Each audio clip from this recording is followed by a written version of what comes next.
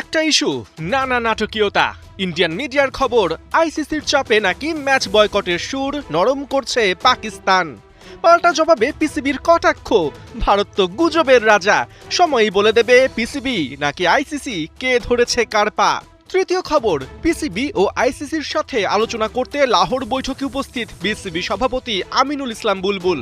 এক কথায় নাটকের পর নাটক।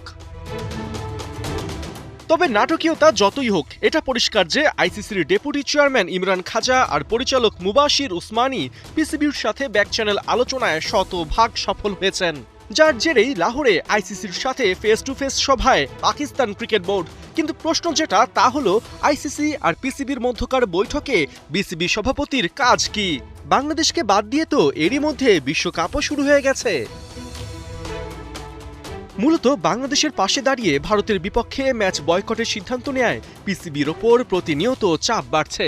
15 ফেব্রুয়ারি ম্যাচ না খেললে পিসিবির কাছ থেকে ক্ষতিপূরণ নেওয়া হতে পারে, এমন পয়েন্ট তুলতেই নাকি নড়ে চড়ে বসেছে পাকিস্তান। এতদিন যে ফোর্স মেজরের কথা বলে ভারত ম্যাচ অ্যাভয়েড করার কথা বলছিল পিসিবি, সেই ফোর্স মেজরের ব্যাখ্যাও নাকি আইসিসির কাছে অযৌক্তিক মনে হয়েছে। এরই মধ্যে আইসিসি জানতেও চেয়েছে সেই ফোর্স মেজর এড়াতে পিসিবি কি পদক্ষেপ নিয়েছে।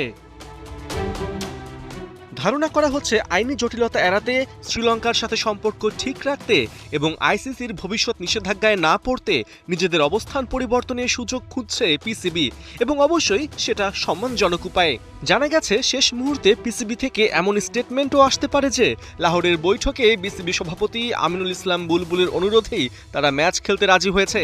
এতে পাকিস্তানের এক ঢিলে দুই পাখি মারা হবে। প্রথমত, আইসিসির শাস্তি এড়িয়ে ভারত ম্যাচ খেলার জন্য একটা অজুহাত খুঁজে পাবে তারা, এবং দ্বিতীয়ত, বাংলাদেশের পাশে থাকার জন্য পাকিস্তান যে সমর্থন কুড়িয়েছে সেটাও অটুট থাকবে। সব মিলিয়ে যে বাংলাদেশের জন্য ভারত ম্যাচ বয়কটের সিদ্ধান্ত নিয়েছিল পাকিস্তান, সেই বাংলাদেশের কাঁধে বন্দুক রেখে ওই সিদ্ধান্ত পরিবর্তন করা হচ্ছে কিনা এখন সেটা ভাবারও সময় এসেছে। মূলত আগামী কদিনের মধ্যেই আমিনুল ইসলাম বুলবুলের লাহোর বৈঠকে অংশ নেবার কারণ পরিষ্কার হয়ে যাবে। জানা যাবে তিনি কি দাবার গুটি হতে সেখানে গেছেন, নাকি বিশ্বকাপ না খেলায় বাংলাদেশের সম্ভাব্য যেসব ক্ষতি হতে পারে সেগুলোরও প্রশমন করে এসেছেন।